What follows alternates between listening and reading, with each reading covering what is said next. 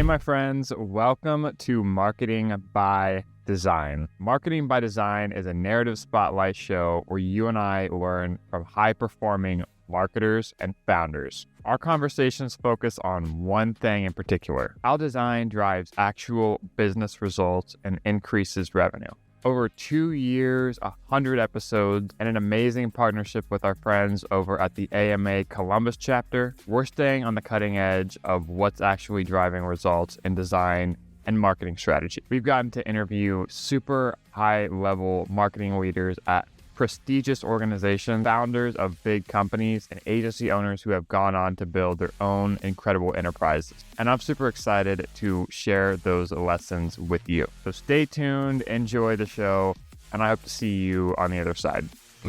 Happy Tuesday morning, ladies and gentlemen. Welcome back to another powerful episode of Marketing by Design. At the top, a few company updates. This week has been amazing. We've made a lot of strides both in MMG and personally. We've cut back some of our workout cadences. We've got a few awesome things in the works. But some of the big KPIs that I want to share with you guys this week before we get into our interview with Steven, we launched a new front end of our website, complete with fully new offers, a little bit of updated branding, updated podcast landing page, new show notes pages, and we also rolled out our free homepage audit.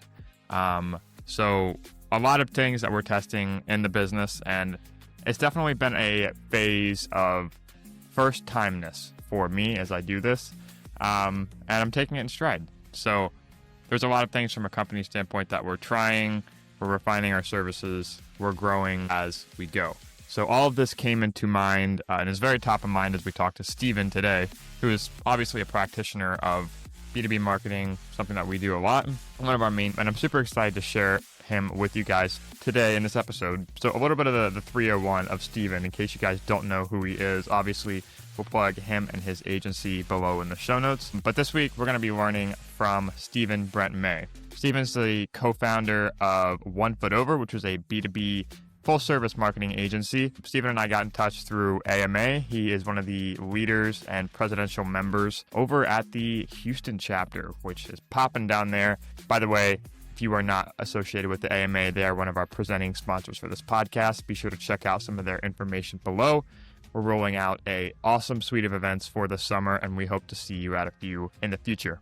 But back to Steven. In this conversation, we touch on building websites that support sales teams, measuring marketing beyond vanity metrics, and how to present data that guides smart decisions. Steven, one of his main core value adds is he's very big on marketing being an essential function of the business, tying outcomes to specific decisions. And, it was a piece of content that he made on that made me raise my hand to get in touch with him and share his opinions on this podcast. Before we dive in, again, I mentioned at the top of the episode, we're rolling out free homepage audits.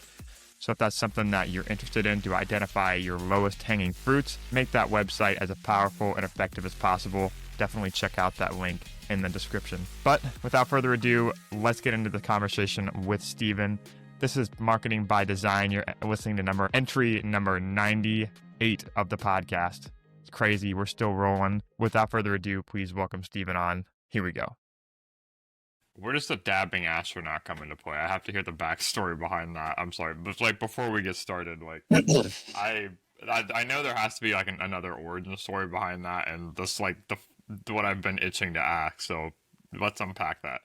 So the astronaut he's somewhat newer to our universe, and we probably 2 years ago, actually backing up to 2019, we decided we were going to embark on a brand refresh and hired a creative director, outsourced for that. And then literally this project went on for 3 years.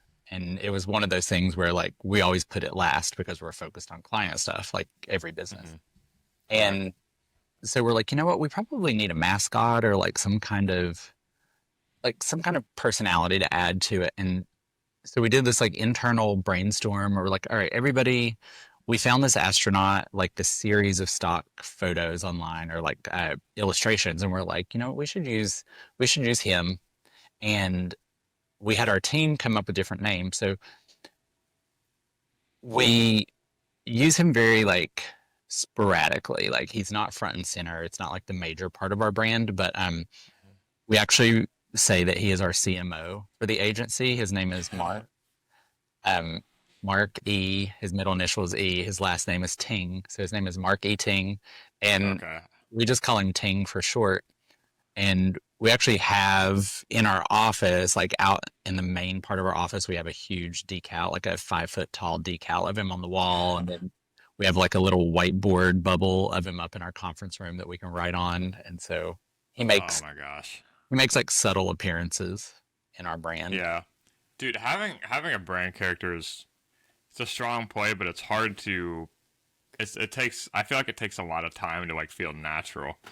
Um I don't know like we just started last year, but I can't and my branding is a little bit more like corporate and sleek, so I can't really imagine something. I feel like it goes more with cartoony brands. But then again, like Mailchimp, um they had that monkey. I don't know if the monkey has a name, but that's one of the most distinct ones. My one of my friends, Eric, here in Columbus, he has Hatch, which is a B2B video company, and they have a bunch of different brand characters. He has like a whole slew, like a cast.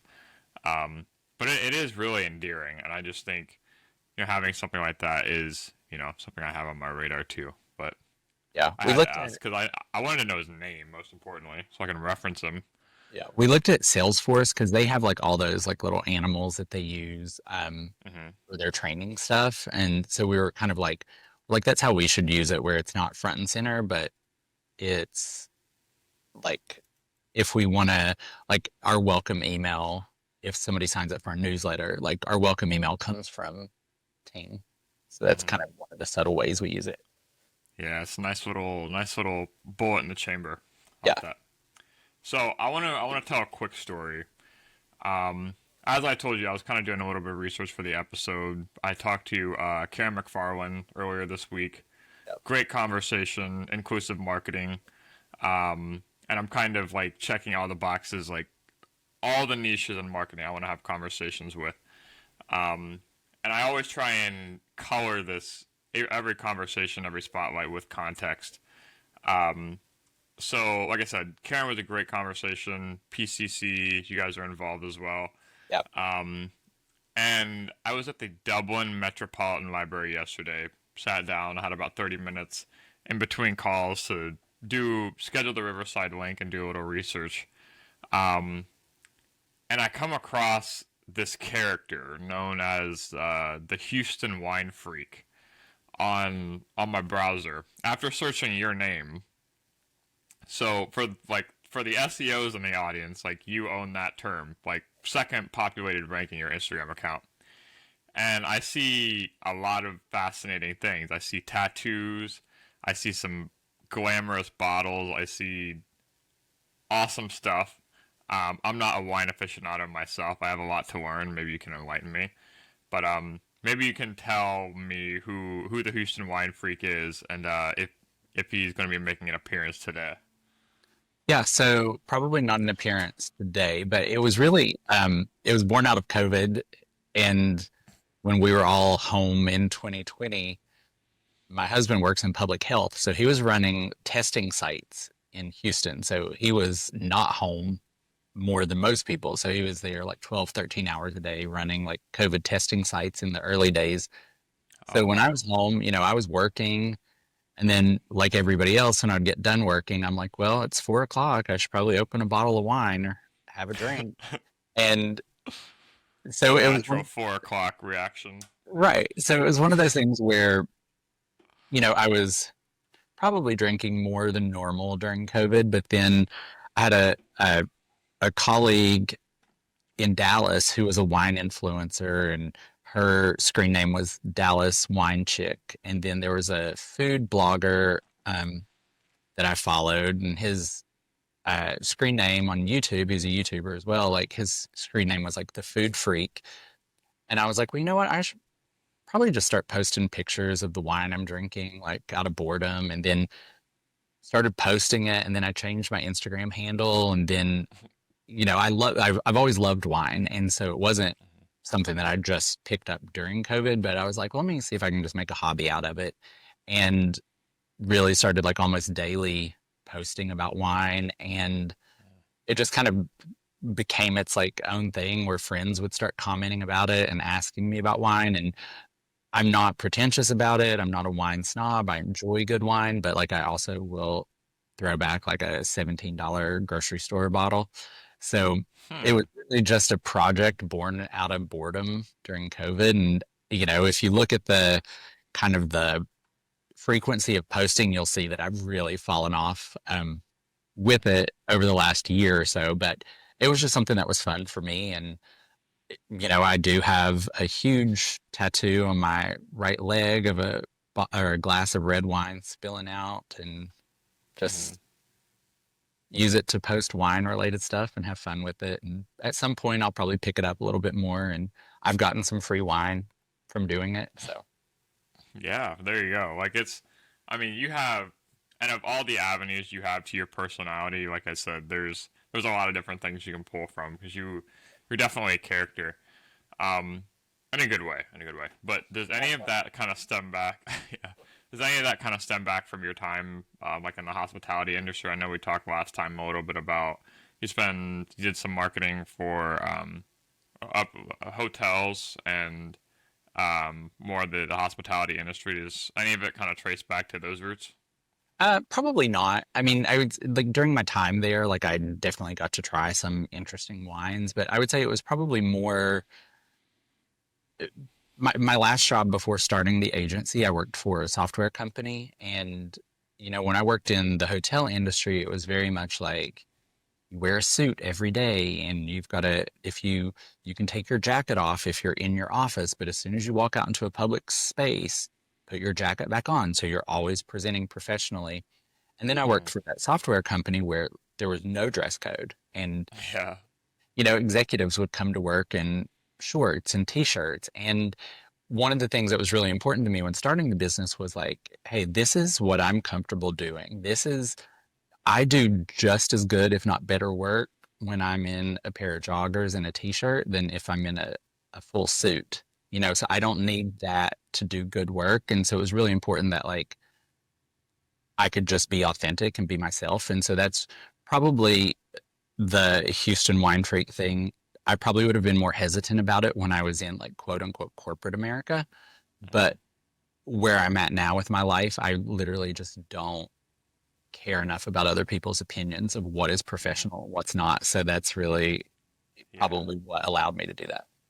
Yeah. Well, good for you, man. And I mean, I see this. I spend a lot of time kind of with younger marketers, um, and a lot of them have spent time at corporate, and there's such a and like a lot of times they don't want to post content. A lot of times they're afraid speaking their mind kind of to superiors because you work really hard to get a job. You do, the 4 years, and you finally have this opportunity. And the natural instinct, I think, like in any, this might be one of the things that maybe needs to change about the industry, but a lot of it is sort of there's a lot of brown nosing that goes on, especially in corporate marketing, especially with the younger population. And like my biggest gripe is I want people to have opinions, especially on LinkedIn, post content, get out there. Um, because I mean, having a personality, building a brand about what you do, that's going to be advantageous in your career no matter what happens. It makes you more hireable to the right people. It makes you more, resistant to change if you need to get a job somewhere else, more adaptable, and also you just learn for yourself, right? Things you can apply because if you're posting content like Steven, you're going to be iterating on different post formats. You're just going to know what's going on. You're going to build a bigger network too. Um, so that's why like the people that can detach like their professional life and their reputation around just their job title, they add so much more flavor to a conversation, and just life as a whole makes it a lot more rich. So one of the biggest things that stood out to me is how you're able to build a brand for yourself and also work that into your own business, at 1 foot over. So kind of, yeah, let's I do like the Tim Ferriss sort of zoom in zoom out. I don't know if you know what that is. He does it a lot better than I do, where we start like super tactical with nuanced details, and we kind of take a big picture zoom out. Um, so tell me a little bit about like your career. So going back to the beginning, so you started in hospitality, and now you're running a B2B marketing company. So fill in some of those gaps for me. All right, so let's go. Let's actually go all the way back. So when I graduated college, one of the first professional jobs I had was um, working in a hotel, a boutique hotel as a marketing coordinator. And, previous to that, I was kind of doing some like freelance things, like while I was figuring out what I was going to do, while I found my first place. And, I was bartending, which I loved, but I knew that wasn't my career. And so I was doing some like promotional flyers for the bar while I bartended. But then once I got this job at the hotel and as a marketing coordinator, I was like, okay, perfect. I'm a professional now. I'm doing marketing full time and had a really great boss who was like one of my one of my first mentors. She left the hotel, moved to Baltimore, and was like, hey, would you be willing to come work for me here? I would love to keep working with you. And that was somebody that I would have followed anywhere at that point in my career. Mm-hmm. So went to work for her again. And that was right around the time that the Great Recession happened in 2008. So things were very much like, hey, we've got to shift, you know, move into like, if you're in a sales role, your job is safe. And so I was, Mm-hmm. kind of moved into a sales role, didn't love it, but at the same time, you're in the middle of a recession. So a job is better than no job. Mm-hmm. In hindsight, I love that I've got this sales experience because as an agency owner, I need that. It wasn't something that I valued as much at the time, but in hindsight, it was a really great thing to get. Mm-hmm. Um, we moved to Houston in 2009, and moving to Houston, didn't have a network. And it was really difficult to find a job in marketing because I'd been doing sales for a while at that point. And so I took another job at a boutique hotel as a sales manager. Still didn't love it, knew that I wanted to get back into marketing. The hotel had an agency, and the agency owner one day was like, hey, why don't you go to this AMA networking event with me? She's like, I know you're looking for a marketing position and you kind of want to get out of sales. So went with her to this AMA event. That's how I actually got plugged into the American Marketing Association. Fast forward a few years, I applied for a job at a software company and was offered that job. Worked there for about 6 years, ended up, kind of quickly leading the global marketing team there once I got back out of sales and into marketing. Worked there until 2017. And during that time, I'd met my business partner through the AMA.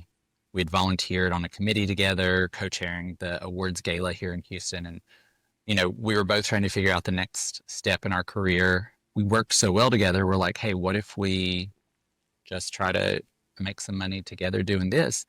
And that's really how One Foot Over started, was from a couple years long volunteer experience where we really realized how well we worked together as volunteers. And we're like, you know what, we could do this professionally.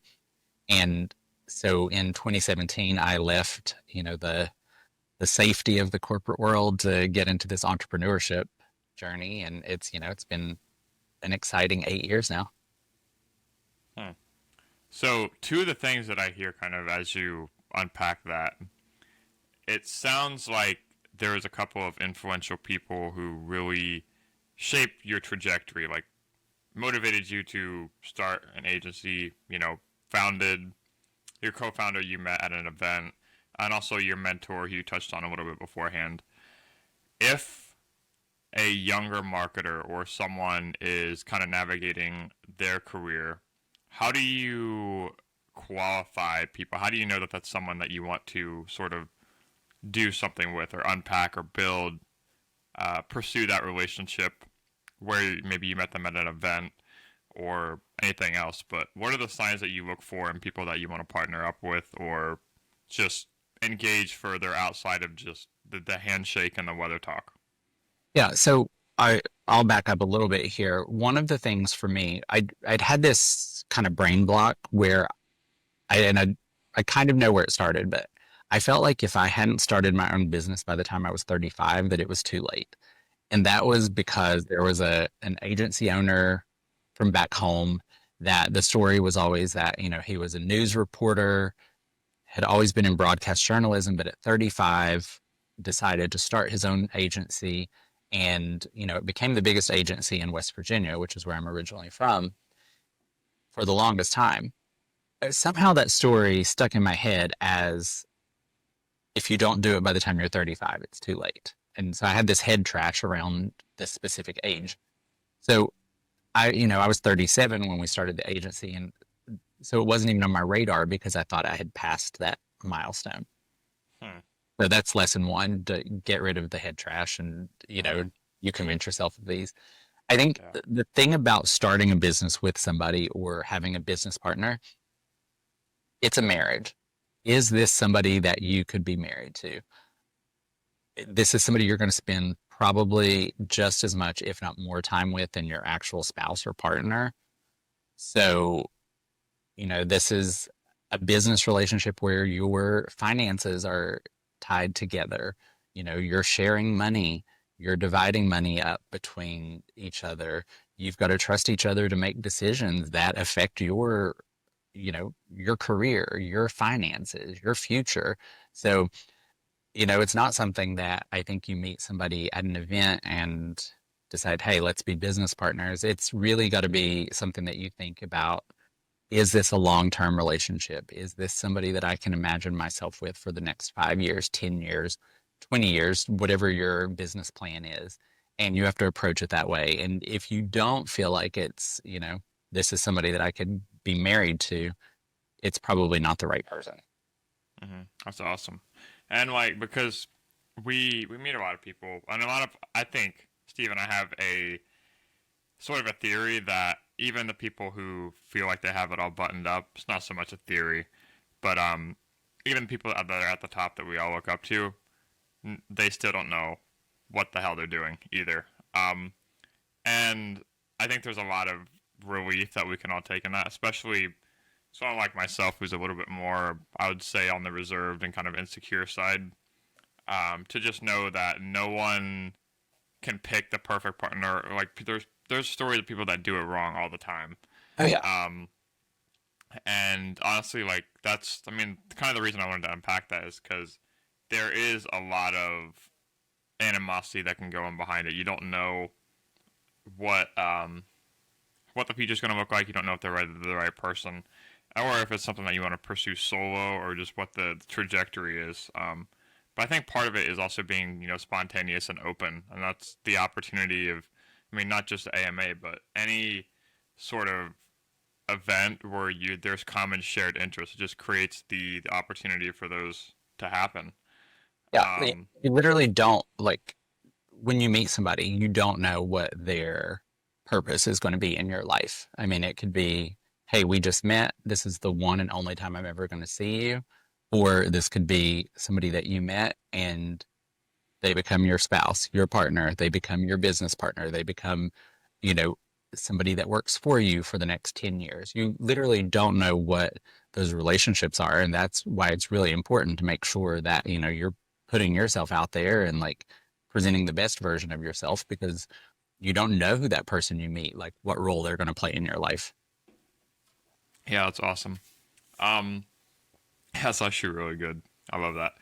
So one of the things you also market yourself very well around of the diverse areas is your rigid emphasis on the role of marketing, and not just being brand, not just being colors and fonts and the things that it can be perceived as by maybe to the less knowledgeable crowd, but to the actual business value and driving results and being something that is so key to the success of the company. Whereas, I even saw your post today where you said that, a lot of CEOs, a lot of founders marketing tends to be the first thing that is on the chopping block when it comes to budget Yeah. constraints, just because there's kind of this conception where it's not maybe as skilled of a job for some reason, or there's not a lot of nuance to it like there is in a trades position like sales. But where does that kind of soapbox of yours come from in terms of measuring the business effect, the effectiveness of marketing towards actually growing the business? Like, why is that such a core belief of yours? Well, I think I mean, I think it really stems from experience. I've worked places where, I've been told, marketing, it's really just the cheapest insurance policy we have against a bad economy, which was not the compliment that Hmm. it was presented as. And, you know, we were able as a team to really show, hey, this work we did, here's how it impacted the business.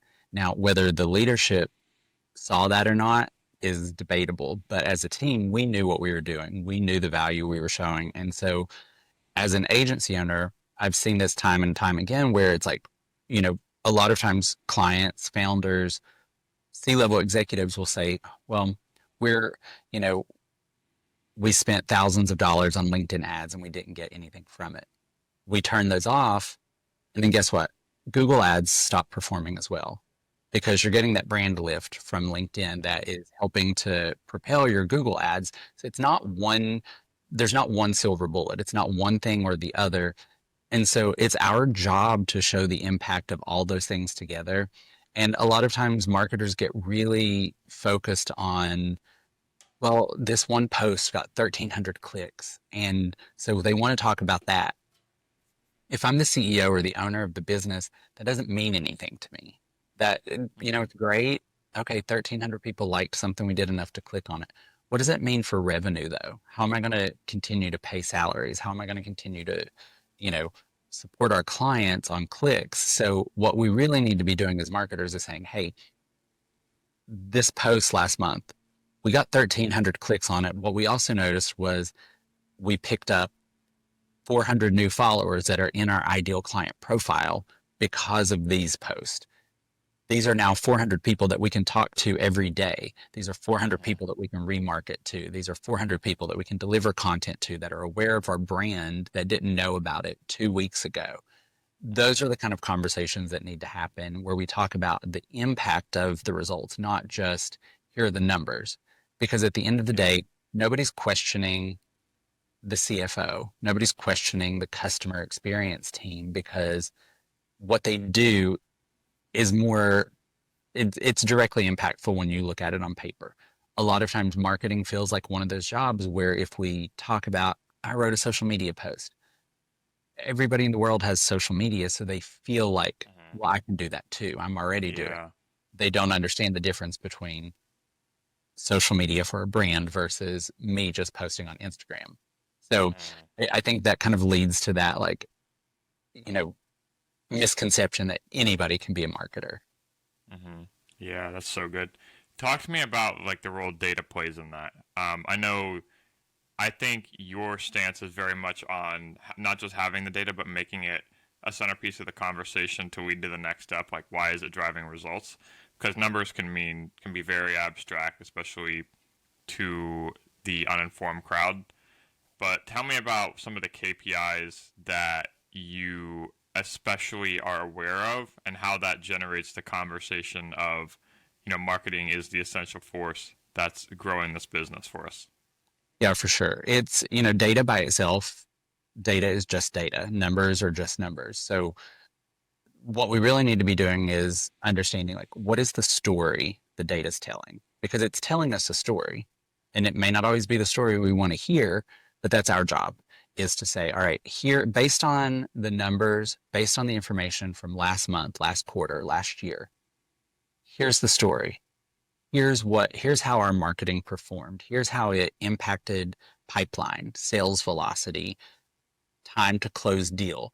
Those are the kind of metrics that, we should be focused on. Revenue by itself is not a marketing metric. Revenue is a sales metric. The sales department and the sales team are responsible for that.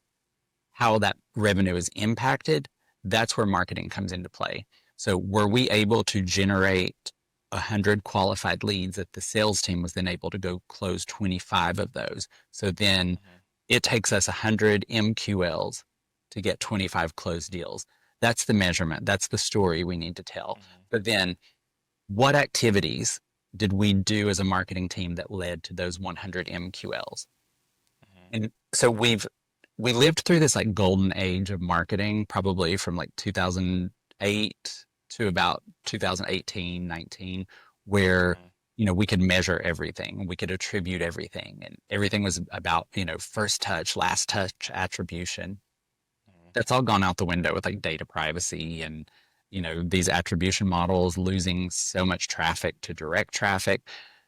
So it's more important now than ever that we look at everything holistically. And I was guilty of it. I was one of those marketers that was like, well, if we can't measure it, we're not going to do it. And, you know, we can measure everything. We can't attribute everything. And that's a big distinction that I don't think a lot of people get. Is like, we can still measure it. We just can't attribute dollar for dollar. And so what we've got to do is like take that 36,000 foot view and say, okay, if all the things we did, here's how those all played in to contributing to increasing pipeline last year that the sales team was able to close. Here's how all this effort we spent on brand increased media mentions. This increased our brand lift, which then impacted the performance of our ads, the performance of our SEO. All these things work together. So it's instead of focusing on one tactic and the numbers for that, we need to be looking at everything we're doing and how that ties into one big story that moves the business forward. Yeah. And I think the role and the biggest takeaway from that for me and probably anyone listening is having the data as a form of context to being able to tell that story. It's not the only thing that you bring to the presentation meeting. It's not the only thing that you have on the agenda to discuss is like a percentage lift or increase or, this LinkedIn post got 8 reshares or something that's very surface level. But I think where a lot of people get overwhelmed is they do track a lot of data and they're very diligent beforehand of starting it. The people that don't, that's another conversation. That's where they should start. But the people that have the data, they get confused on tying it together and telling that story, like putting it all together. And I think that's what, like Steven, like real talk, I think that's what the real art and skill in what we do is not being overwhelmed by just the barrage of tracking and metrics and just being able to simplify it down, tell it in a story, present it in a meeting. And as like I have these conversations and as I get to learn more, I am seeing that kind of be the commonality of the people that don't get overwhelmed. They have a clear mission and they know how the actions they're doing are supported by the context of the data that they are gathering. Right. And I think one of the things too is like we're all probably guilty of is like a lot of times we want to show how much we're doing. And so we get focused probably too much on like reporting out on activities versus, we want to show the output, not the outcomes. And so it's like a data dump and it's overwhelming. And, instead of doing that, we really need to focus on, okay, like what are the things that are important to show? So we always should start with that question, why am I showing this data? If it's not going to matter to the stakeholders that I'm presenting it to, don't show it. Show what matters. And then I think one of the biggest missteps for a lot of people is they never close the loop on it. So like now that we've looked at this and we've talked about it, what are we going to do about it? Because that's really, that's really what it's there for. It's to guide our next steps. Like data shouldn't tell us what to do. It should give us the information to allow us to make decisions of what to do next. And so if the numbers look good, if the campaign is performing well because we're seeing an increase of qualified leads, sometimes the answer is like, we don't need to do anything different. We just need to keep doing what we're doing. If it's not, then we need to say, hey, based on what we're looking at here, based on the story that the data is telling us, we need to change our approach. We need to course correct. We need to change the tactics. We need to swap out the creative. The messaging's not resonant, whatever that is. Like, and that's perfectly acceptable is to say like, hey, there's not one right way to do marketing. There's not one way to launch a campaign. Sometimes what we do doesn't work. There's an art and a science to it. So that's where we look at it and we're like, okay, this part didn't work like we wanted it to. So let's switch it up. Let's change it. And so like leaving the meeting or like the presentation with like, here are our next steps based on this story that the data is telling us. And I think a lot of people forget to do that part because they get hung up on it worked or it didn't. And so I think that's really important is just to close that loop at the end and say, okay, because we know this, here's what we're able to go do next. Yeah, dude. That's spot on. So good. Um, okay, so zooming back out, you have kind of colored your career in a lot of different lights. You've spent time in corporate, you've been a founder, you've built your own team, your own business. If you could be introspective for a minute and kind of think, okay, I'm, a younger version of me, and I'm trying to kind of navigate a marketing career. What is what would, not like what would you tell that person, but how do you create that self awareness to know, like, do I want to go solo? Do I want to, you know, really strive in house? Because people thrive in both. Um, so, what's kind of your advice on that standpoint? I would say, I've actually thought about this and I've talked to like mentees and college students about this. I don't think there's one path.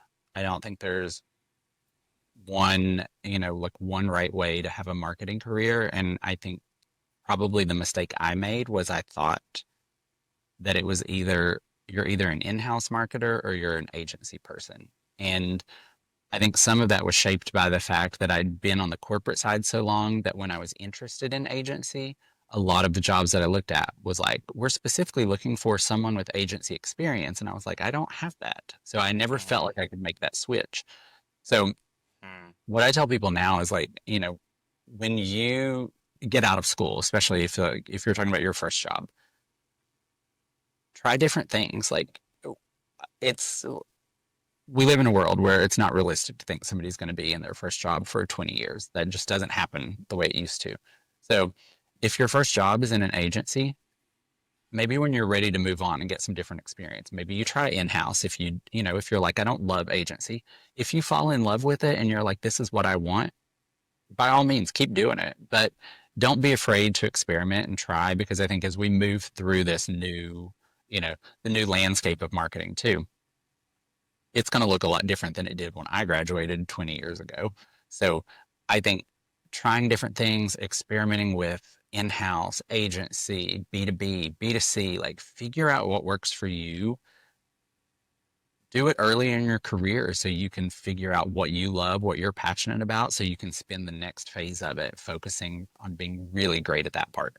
And just knowing that like stuff's going to change. It's not, that's the coolest thing about marketing is like what it looks like today is not what it's going to look like in 5 years. It's not even what it's going to look like in a year. Um, I think just embracing it and embracing tools. Don't be scared of AI. Like if you're not learning AI, if you don't get your head around that, marketing is probably not going to be your career. It's just the reality of it. yeah. Yeah, that's really good. And I think that's kind of a good place to land the plane is. Um, but yeah, dude, I just wanted to say that, I was really stoked for this interview. I hear a lot of nothing but positive things from all of our mutuals. You've got a lot going for you just from the outside. And like I said, I know we've only talked a couple times, but you have a very positive light. You tell your story well spoken. So yeah, I'm on Team Steven, and I appreciate you coming on. But where can people go if they want to get in touch with you, learn more about One Foot Over, events, speaking, all the things that you're dabbling? Yeah, absolutely. Visit our website, getonefootover.com, all spelled out. Um, we have a newsletter every week called Weekend Reading that we send every Saturday morning at 8 a.m. You can subscribe to that on almost any page on our website near the footer.